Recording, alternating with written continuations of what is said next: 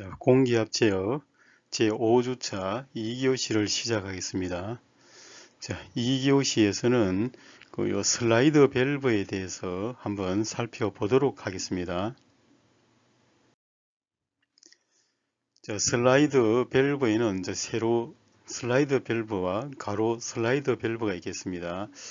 먼저 그 세로 슬라이드 밸브에 사용되고 있는 요 5포트 위치 그 슬라이드 밸브에 대해서 한번 살펴보도록 하겠습니다. 자, 요 밑에 있는 그림, 요 그림은 5포트 위치 그 파일럿을 사용하는 5포트 위치 밸브가 되겠습니다. 자, 요 P는 공급 부분이 될 거고, 자, R1, R2는 대기로 배출되는 포트가 되겠습니다. 저 A 포트와 요 B 포트는 실린더로 공급되는 포트가 되겠고, 요 Z1과 요 Z2는 파일럿 압력을 받는 파일럿 밸브의 포트에 해당이 되겠습니다.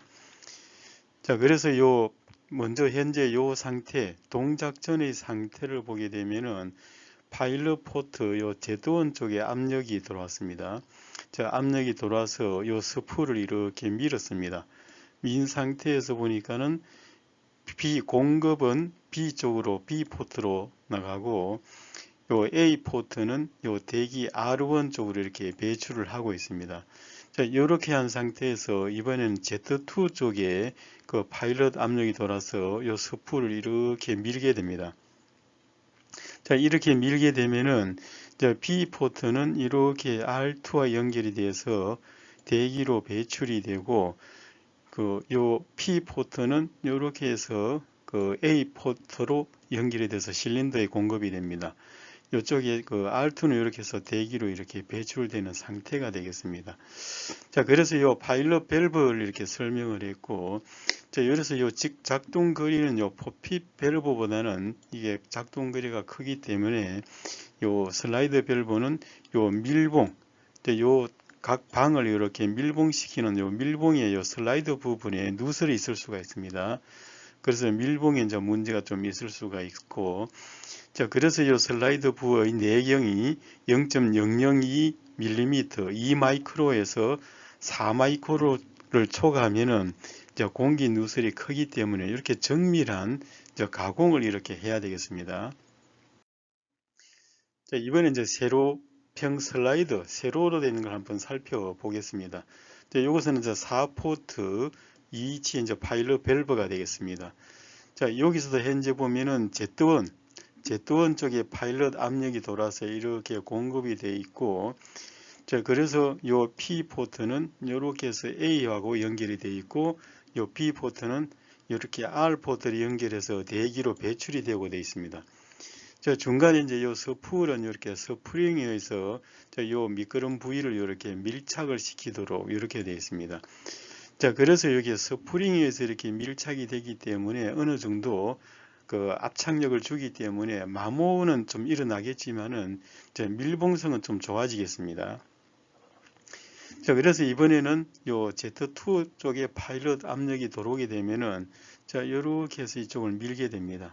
밀게 되면은 요 P 포트는 이렇게 해서 B 포트와 연결이 되고 A 포트는 대기로 배출이 되고 Z1 쪽에 있는 압력은 이렇게 대기로 빠져나가겠습니다. 자, 이렇게 해서 4포트 위치 파일럿 밸브를 좀 이렇게 설명을 했습니다. 자, 이번에는 요 4포트 3위치 방향 제어 밸브에 사용되고 있는 요 판 슬라이더 밸브에 대해서 한번 설명을 해 보도록 하겠습니다. 자, 밑에 여기 기호가 여기 판 슬라이더 밸브를 쓰고 있는 4포트 3위치 밸브가 되겠습니다. 자, 동작 전은 중간에 이렇게 전부 T자로 연결되어 있는 차단이 되어 있는 중립 상태가 되겠습니다. 그래서 현재 어느 쪽도 이렇게 P 포트는 연결이 되지 않는 차단이 되어 있는 상태가 되고, 자, 그래서 이걸 레버를 이렇게 돌리게 되면은 이 P 포트는 요 B 포트와 연결이 되고, 자, A 포트는 R 포트로 이렇게 연결이 되겠습니다. 자, 반대로 또 이것은 이쪽을 이렇게 많이 돌리게 되게 되면은 이제 P 포트하고 A 포트가 연결이 되고 B 포트는 또 R 포트와 연결이 되겠습니다. 자, 그래서 현재는 이제 중립, 중간에 있을 때는 이렇게 차단된 상태가 되겠습니다. 자, 그래서 이제 요 같은 경우는 이제 피스톤 로드가 행정거리 범위 내의 이제 임의의 위치에 멈출 수 있을 경우에는 이렇게 3위치 밸브를 사용을 하겠습니다. 자, 그러나 실제는 이제 공기 압축성 때문에 정확한 위치 제한을 하기가 좀 힘들겠습니다. 자, 요 디스크 통로를 길게 하면은 다른 형태의 또 그 중간 위치를 얻을 수도 있겠습니다. 자, 중간 위치를 선택하게 되면은 외력에 의해서 피스톤을 원하는 위치에 정지시킬 수도 있습니다. 그런 압축성 때문에 자꾸 움직일 수는 있겠습니다. 자, 이번에는 요 스풀형 밸브에 대해서 한번 살펴보겠습니다. 먼저 구조와 동작을 한번 살펴보겠는데, 요 스풀은 여기 중간에 보면 원통, 그 원통의 중공축, 중공은 이제 중간에 공간이 있는 축을 의미를 합니다. 중공축에 스풀 형태의 축을 이렇게 지금 삽입을 넣어 놓은 상태가 되겠습니다. 이런 형태는 주로 그 전자력이나 스프링을 사용해서 스풀을 이렇게 축 방향으로 이렇게 이동을 시켜서 공기의 흐름 방향을 이렇게 제어를 하겠습니다. 자, 그래서 현재 이제 동작 전의 상태를 보게 되면은 요 P 포트, P 포트는 이렇게 해서 A 포트와 연결이 돼서 A 포트 피스톤 헤드 쪽에 이렇게 압력을 공급을 할 수 있는 형태가 되어 있고, 로드 쪽은 이렇게 대기로 이렇게 배출을 하겠습니다. 그래서 이럴 경우는 사실은 이제 실린더가 전진을 할 수 있는 상태가 되겠습니다. 자, 이럴 때는 이제 이쪽으로 이렇게 스풀을 이렇게 밀은 상태가 되겠습니다. 자, 여기서 스프링에서 이제 밀었다 그러면은 다음에 이쪽에서는 이제 솔레노이드를 가지고 이제 이쪽 방향을 이렇게 밀게 되게 되면은 이번에는 요 스풀이 밀려와서 P 포트는 이렇게 해서 이제 B 쪽에 연결이 되고, 자, A 포트는 이렇게 해서 R1 쪽으로 대기로 연결이 되겠습니다. 자, 그러면 이 상태는 요 실린더가 후진을 할 수 있는 상태가 되겠습니다. 자, 그래서 이런 스풀을 사용하는 밸브는 포피식보다 이동 거리가 이제 크다는 이런 결점, 단점을 가지고 있습니다. 그런데 스풀에 작용하는 힘은 평형이므로 그렇게 큰 힘이 요구되지 않는다는 것. 그래서 이제 스프링과 솔레노이드를 사용해서 많이 사용을 하겠습니다. 따라서 이건 이제 자유도가 크기 때문에 동일한 크기의 각종 밸브의 제작이 대량으로 이렇게 생산할 수 있다는 이런 특징을 가지고 있기 때문에 현재 솔레노이드 밸브에는 이 스풀형 밸브를 많이 사용을 하고 있습니다. 자, 이번에는 요 체크 밸브에 대해서 한번 살펴보겠습니다. 자, 체크 밸브는 우리가 공합 회로를 작성을 하다 보면은 이제 한쪽 방향으로는 공기의 흐름을 완전히 차단하고 다른 쪽은 그 압력 손실을 작게 해서 공기 흐름을 차단하는 요 격판 요걸 이제 이용을 합니다.